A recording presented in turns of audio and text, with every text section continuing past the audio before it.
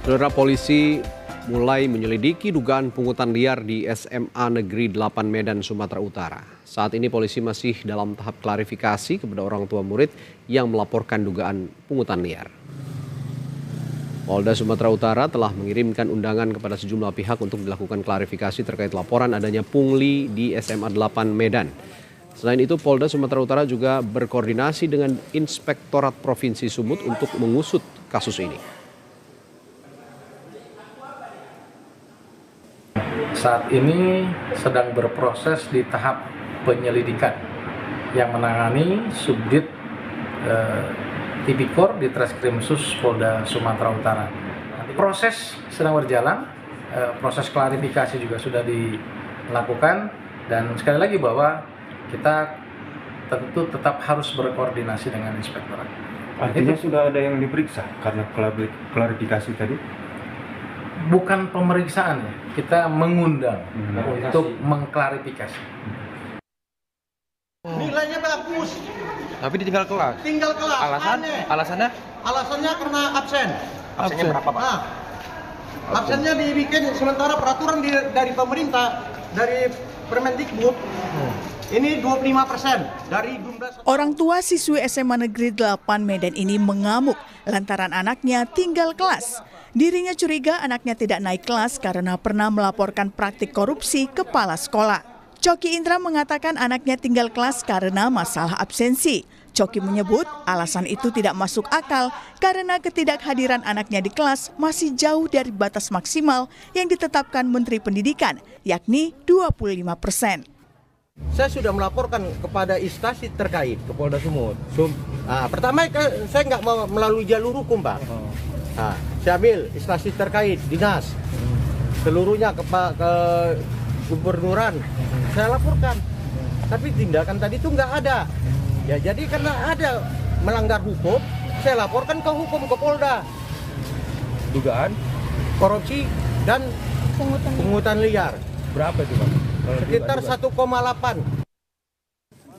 Namun hal itu dibantah Kepala Sekolah SMA Negeri 8 Medan. Menurutnya, siswi tersebut tinggal kelas karena ketidakhadiran tanpa keterangan sebanyak 34 hari. Proses penilaian siswi sudah dilakukan sebagaimana mestinya melalui rapat Dewan Guru dan mengacu pada Permendikbud 2016, yakni ketidakhadiran menjadi poin penting. Jadi terjaringnya anak tersebut tidak naik kelas karena ketidakhadiran.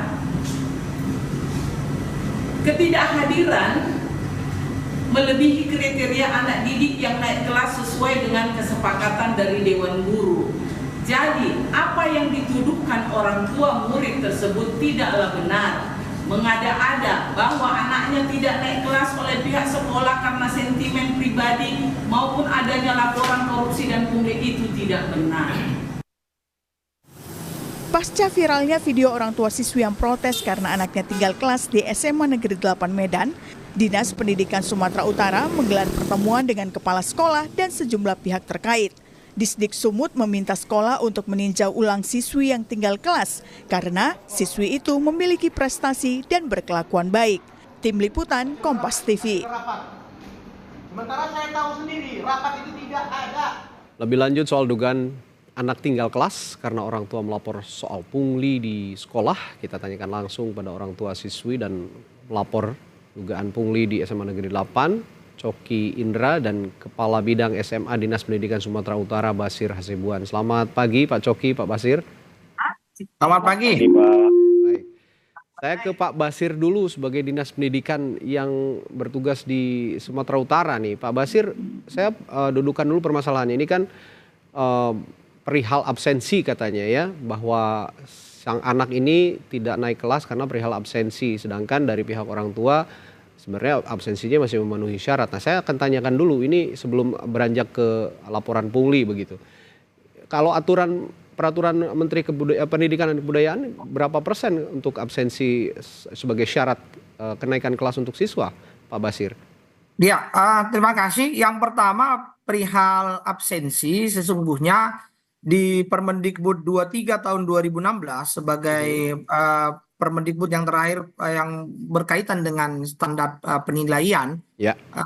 khusus untuk kurikulum K13. Mhm. Kalau kurikulum Merdeka sudah lain lagi. Oke. Khusus untuk kurikulum K13 karena kebetulan kelas 11 di SMA 8 ini berdasarkan konfirmasi kami itu menggunakan KTSP K13. Oke. Jadi itu dalam Permendikbud itu sesungguhnya tidak disebut di situ persentase. Hanya saja pihak satuan pendidikan itu diharapkan harus menetapkan kriteria ketuntasan minimum atau kriteria kenaikan kelas peserta didik. Oke. Memang ada 3 kriterianya. Yang pertama sikap, yang kedua ketuntasan mata pelajaran, yang ketiga itu adalah kehadiran. Oke. Nah, itu dia. Oke. Nah, yang untuk kehadiran ini tidak ditentukan oleh persentase, tapi disepakati oleh Dewan Guru kalau saya tadi menyimak penjelasan dari kepala sekolah. Apa benar begitu? Dan bagaimana menurut penelusuran Anda di sana aturan untuk Ya, absensi ini? pasca viral hari Sabtu, saya konfirmasi ke Pak Kadis, Pak Aris Lubis, kemudian beliau memerintahkan besok cek ke lapangan. Oke, Walaupun hari Minggu baru mau kami dicek berarti ya? kami sudah cek hari Minggu. Oke. Dan memang terus terang ketika kami tanyakan kapan disusun kriteria ini, disusun ketika tanggal 20 rapat kenaikan kelas. Jadi salah satu menjadi evaluasi kami bahwasanya memang ya harus ada peninjauan kembali ke depan kepada kepala sekolah ini untuk kebijakannya itu karena harusnya itu ditetapkan di awal dan harusnya Oke. disusunkan. Gitu. Jadi baru dirumuskan pada saat rapat kenaikan kelas, yang mana itu baru saja belum lama terjadi begitu ya Pak Basir ya? Ya, saya tanya Oke. juga perihal itu, kenapa baru ditetapkan sekarang? Karena memang biasanya juga semenjak berlaku kurikulum 13, memang istilahnya kenapa nggak diapakan dari? Karena seperti tahun-tahun sebelumnya juga seperti itu. Oke. Alasan Ibu Kepala Sekolah memang seperti itu mengacu kepada tahun-tahun sebelumnya. Oke, saya ke Pak Coki kalau gitu. Soal absensi dulu nih Pak Coki. Sebenarnya berapa banyak absensi anak Anda yang dijadikan alasan sekolah sehingga anak Anda tinggal kelas? Kalau dari pihak sekolah katanya ada 34 hari total dalam 1 tahun anak Anda ini tidak masuk sekolah, begitu Pak Coki? Kalau selamat pagi Pak ya. Ya. Kalau masalah mengenai absensi sekolah anak saya itu, ya, absensinya itu kalau 34 itu saya rasa tidak benar. Kenapa saya katakan tidak benar Pak? Ya, karena saya tahu sendiri kualitas anak saya dan kita boleh kalau ditengok Pak dari kita tanya sama guru-guru itu tidak benar. Cuma karena tadi itu karena dibilangkan begitu, oke lah Pak. Tapi yang saya herankan, kenapa tidak ada SPU 1, SPU 2, SPU 3 Pak? Surat peringatan ya, SPO ini ya?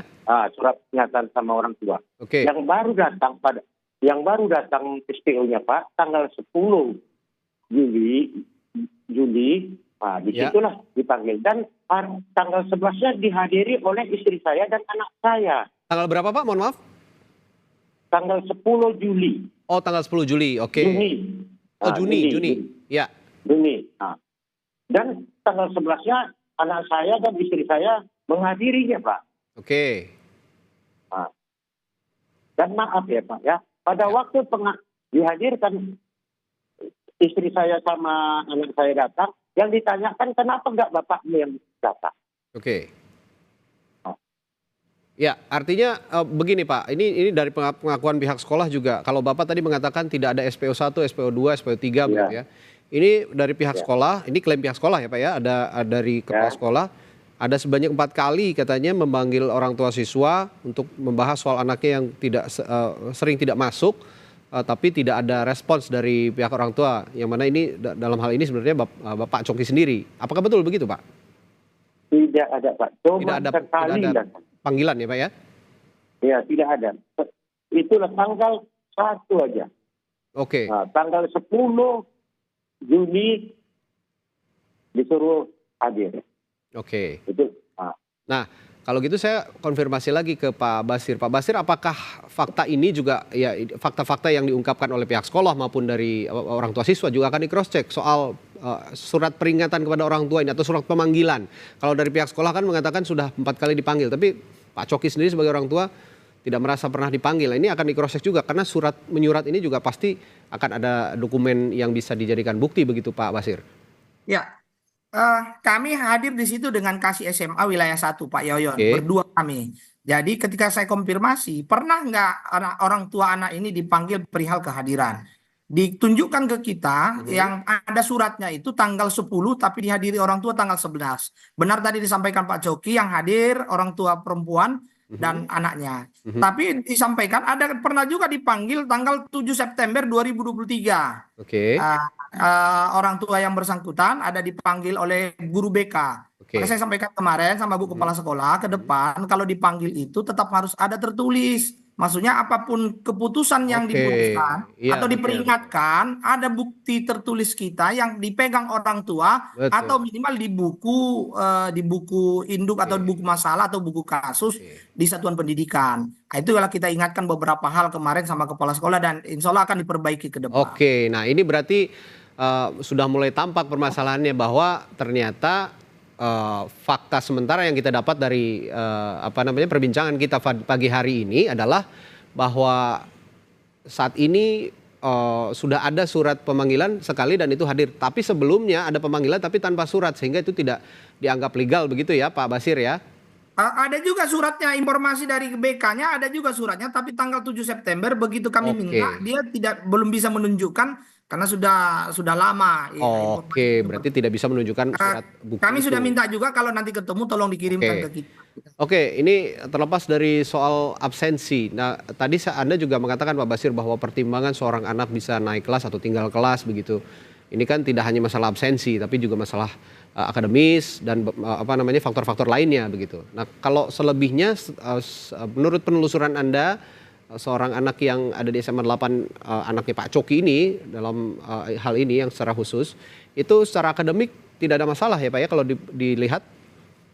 Informasi yang kami dapat di lapangan perihal nilai ketuntasan nilai karena di kurikulum 13 ini kan istilahnya kan tuntas. Ya, ada standar atau KKM, ya. kriteria ketuntasan minimal itu yang ditetapkan oleh sekolah dan ditetapkan oleh pemerintah yang menyusun itu sekolah. Umpamanya bisa jadi KKM PPKN itu 75 umpamanya. Itu KKM. Dari ketuntasan minimal anak kita ini saya mendapatkan informasi dan ketika komunikasi dengan kepala sekolah ternyata memang tuntas seluruhnya. Kemudian dari sikap pun itu kan harusnya kriteria kenaikan kelas itu termasuk sikap. Kalau sikapnya ada yang C, itu sesungguhnya menjadi kriteria untuk tidak naik kelas. Tapi dari informasi yang kita dapatkan, sikap anak ini dirapot ya. Semuanya minimal baik. Baik ya, jadi tidak ada masalah.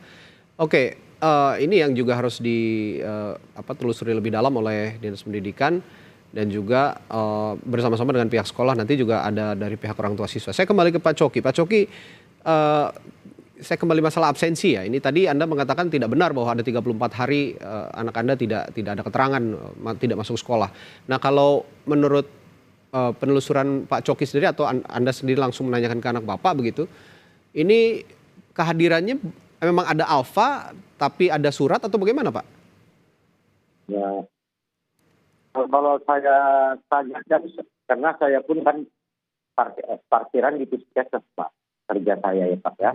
Oke. Nah, jadi kalau dia tuh memang apa, dia punya keterangan, surat keterangan Pak, sakit apa, ada. Karena saya bawa dia berobat sekalian, saya minta surat keterangan sakit dia untuk diantar ke sekolah, kan begitu Pak. Jadi kalau yang namanya yang begitu, ya jelasnya begitulah dia Pak. Fakta. Saya tidak percaya dengan seluruh jumlah absensi anak saya itu. Kenapa saya bilang? Kenapa? Kalau memanglah itu benar, Pak. Ya, kalau memang itu benar, kan ada prosedur, Pak, untuk memanggil orang tua. Oke, itu tadi yang dipermasalahkan ya. Iya. Oke. Kalaupun absensi anak Bapak ini alfa banyak dan tanpa keterangan, ini setidaknya ada prosedur untuk memanggil orang tua siswa terlebih dahulu tanpa memutuskan langsung tidak naik kelas begitu. Nah, ini sekarang saya tanya soal punglinya nih Pak Coki. Laporan pungli itu kapan Anda buat dan pungli seperti apa sebenarnya yang Anda laporkan ini, Pak? Saya waktu laporannya sekitar bulan di tanggal 20-an. Bulan 2 sih Pak. Ya. Oke. Jadi saya pungli seperti apa yang Anda laporkan? Siapa? Pungli seperti apa yang Anda laporkan ini? Jenis pungli seperti apa?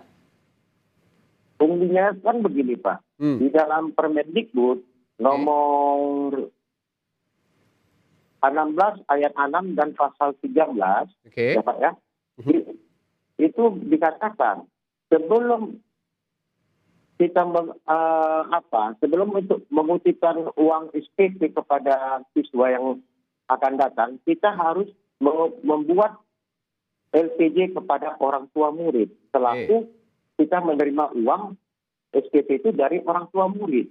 Ya. Kan begitu Pak.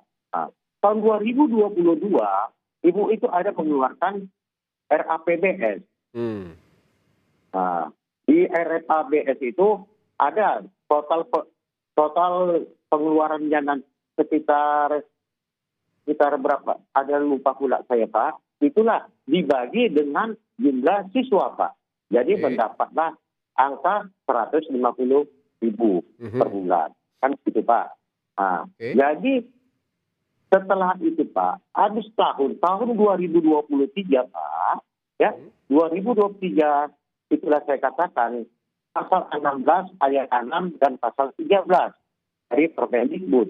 Itu harus kepala sekolah itu harus mengeluarkan LPJ kepada orang tua murid. Ternyata tidak ada juga Pak, kan gitu. Nah, itu makanya saya duga itu ada korupsi. Karena apa? Pertanggungjawaban kutipan uang SPP tadi tidak ada Pak. Kan begitu Pak. Nah, pengutipan liar tahun 2023 Ibu itu tidak, malah makin berani tidak mengeluarkan RAPBS Pak. Tidak membuat RAPBS kepada orang tua murid. Tapi uang sekolah dikutip terus sampai akhir tahun ini Pak. Nah, jadi makanya saya bilang kalau RAPBS tidak ada, itu adalah pengutipan liar dengan kado apa? WIO-SPP. Karena itu jelas Permendikbud itu sudah mengatakan Pak, bunyinya itu harus dibuat dulu RAPBS baru bisa dikutip uang. Ya, RAPBS ini rancangan anggaran pembiayaan untuk sekolah begitu ya? Iya. Nah ini saya tanyakan ke Pak ke Disdik lagi nih, Pak. Kalau soal punglinya sendiri, adakah penelusuran sejauh ini dan apakah yang diungkapkan oleh Pak Coki itu juga sejauh ini ada laporan lain soal pungli ini di SMA 8? Ya, makasih perihal penyebutan pungli itu ketika anggaran pendapatan belanja sekolah itu tidak direncanakan dan tidak dimusyawarahkan dengan orang tua atau komite dengan orang tua. Dan biasanya di instruksi kita setiap tahun itu sekolah wajib mengundang orang tua untuk menyusun RAPBS agar karena tidak sanggup uang dana bos kita untuk menutupi seluruh kegiatan yang ada yang direncanakan oleh sekolah. Makanya muncul ada uang SPP, sumbangan. Dan sumbangan itu seharusnya tidak boleh sama rata, harusnya berbeda. Namanya sumbangan. Kalau pungutan baru sama. Jadi satu sisi memang ini menjadi perhatian kita. Soal urusan dengan penegak hukum, memang laporan ini sudah pernah kami dapat ke inspektorat. Orang inspektorat juga pernah berkomunikasi dengan kami. Ini ada laporan perihal Pak Coki masuk. Tapi saat itu memang inspektorat lagi memeriksa dana BOS dan BOP SMA Negeri 8. Jadi mereka fokus ke situ dulu karena SPT-nya masih untuk itu kemarin. Itu penjelasan. Ini tadi diungkapkan oleh Pak Basir semua anggaran semua pungutan melalui RAPBS begitu ya. Pungutan yang sebelumnya dirancang melalui RAPBS ini seharusnya dibicarakan oleh sekolah dengan orang tua siswa. Sejauh ini ada pembicaraan itu Pak sebelum Bapak melaporkan soal pungli ini Pak Coki? Tidak ada. Tidak ada ya? Sama sekali Pak. Jadi ada pemungutan dan tadi kalau kata Pak Basir itu ada juga sifatnya sumbangan SPP. Ini disamaratakan seperti yang Bapak bilang tadi? Iya. Jumlahnya berapa Pak? 150.000. 150.000 seperti yang Bapak bilang tadi. Ini seharusnya namanya sifatnya sumbangan kan berbeda-beda ya, tergantung kemampuan orang tua siswa dan siswanya juga. Ini Rp150.000 per bulan ya Pak ya? Iya Pak. Itu berlangsung sejak kapan? 2022 Pak. 2022 artinya bulan apa kalau saya boleh tahu, mohon maaf, 2022? Bulan Juli. Awal masuk sekolah anak Pak. Iya Pak. Juli, artinya sudah 2 tahun berarti ya ini berlangsung. Iya Pak. pungutan itu selalu dikutip begitu kepada orang tua siswa dan selalu dibayarkan oleh Bapak ya? Iya, tetap. Oke. Nah, yang sekarang akan Bapak lakukan kemudian bagaimana Pak setelah anak Bapak sekarang tinggal kelas, lalu sebenarnya juga kalau Bapak menilainya ini karena ada laporan kepada pihak berwajib soal pungli, langkah selanjutnya bagaimana Pak? Pak Coki. Langkah saya berharap ya Pak ya, orang Bapak Dinas Pendidikan Sumatera Utara Pak, benar-benar lah Pak, untuk menegakkan untuk kami orang bawah. Ya. Jangan waktu memang Pak. Karena saya dapat apa sendiri Pak, yang mendengarkan saya waktu saya ngambil rapot anak saya Pak. Guru, wali kelasnya sendiri mengatakan itu adalah keputusan kepala sekolah sendiri. Pak, tidak ada rapat guru mengatakan anak Bapak tinggal. Wali muridnya mengatakan seperti itu ya? Iya, wali kelasnya Pak. Ya? Oke, guru-gurunya sendiri mengatakan bahwa ini keputusan dari kepala sekolah sehingga Bapak mengharapkan ya betul-betul proses hukum berlangsung dan status pendidikan anak Bapak yang tadinya tinggal kelas juga dicabut, ditinjau kembali begitu ya Pak ya? Iya. Oke, terakhir Pak Basir, ada imbauan khusus untuk orang tua siswa dan juga pihak sekolah dalam hal ini soal kasus ini apa adanya pungli dan juga adanya keputusan sepihak menurut orang tua siswa soal tinggal kelas ini, Pak Basir? Ya, di satu sisi memang kami sudah menyampaikan ke kepala sekolah agar ke depan diperbaiki pola-pola kita dalam menangani anak-anak atau siswa kita yang ada masalah, terutama masalah dalam absensi. Bagaimana pemanggilannya, bagaimana kita pola mengingatkannya, harus kita ingatkan dari awal. Anak-anak yang absensinya segini itu nanti nggak tinggal kelas karena sudah aturannya seperti ini. Harus diingatkan. Jadi orang tua itu juga biar bisa wanti. Karena apa? Tridimensi pendidikan itu tidak bisa lepas kalau hanya sekolah yang berpikir. Orang tua juga harus berpikir. Karena ketika disampaikan sekolah ke orang tua, oh kamu nanti kalau segini absennya kamu nggak naik kelas. Nah, harusnya diingatkan dan orang tua juga mengingatkan anaknya gitu. Itu satu. Yang kedua, pastinya memang kami sudah membuat surat ke kepala sekolah. Bapak Kadis sudah memerintahkan agar keputusan yang dibuat di rapat Dewan Guru tanggal 20 itu untuk ditinjau kembali. Ditinjau kembali artinya ini artinya peluang untuk anak Pak Coki ini untuk dibatalkan status tinggal kelas ini masih ada Pak ya? Secara peraturan Permendikbud 23 2016 di peraturan itu sesungguhnya memang keputusan itu berdasarkan rapat Dewan Guru. Maka kita rekomendasikan ke kepala sekolah agar meninjau kembali untuk melakukan rapat Dewan Guru kembali untuk mengevaluasi. Karena hak-hak anak juga sesungguhnya harus kita penuhi. Saya berharap juga ke depan kalaupun ada bahasa di luar konflik individu antara Pak Coki dengan kepala sekolah, ya tidak ada kaitannya dengan masa depan anak khusus untuk kenaikan kelas dan yang lain-lainnya. Kita sangat berharap biarlah anak bertumbuh berkembang menjadi generasi emas kita ke depan dan tidak dicampuri dengan hal-hal yang lain yang sifatnya silakan kalau hal orang tua dengan pihak sekolah ada kaitan silakan, tapi hak anak harus tetap kita secara objektif anak tidak boleh diganggu gugat meskipun di lain sisi ada laporan dari Pak Coki begitu maksud Anda ya ke pihak berwajib. Masalah berwajib silakan dituntaskan, kita sangat menghormati itu, Bapak Kadis juga sangat menghormati itu. Kita ikuti perkembangan, kalau memang ada hal-hal tertentu pihak dinas pun pasti akan membantu apa yang bisa kita bantukan untuk sekolah Ya, tapi secara simultan pihak Disdik juga akan mengawal soal pungli ini ya Pak ya, karena dia juga berkaitan dengan institusi pendidikan di Sumatera Utara.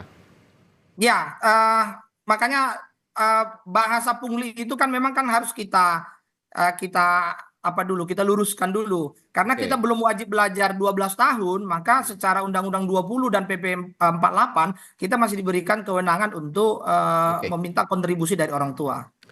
Baik, ini masalahnya memang kalau untuk siswa, masalah pola komunikasi antara orang tua dengan sekolah begitu yang harus diperbaiki. Tapi di sisi lain juga jika memang ada masalah hukum, ya itu dimohon untuk dipisahkan begitu ya dari masalah komunikasi antara siswa dan guru juga dan pihak sekolah juga soal kenaikan kelas dari putrinya Pak Coki Indra ini. Baik, terima kasih Semoga masalahnya bisa cepat terselesaikan, ada solusi terbaik untuk masalah ini. Terima kasih sekali lagi untuk orang tua siswa dari siswi yang pelapor dan juga pelapor pungli di SMA Negeri 8 Medan, Pak Coki Indra, dan Kepala Bidang SMA Dinas Pendidikan Sumatera Utara Basir Hasibuan telah berbagi informasinya di Sapa Indonesia Pagi. Terima kasih Pak sekali lagi, sehat selalu.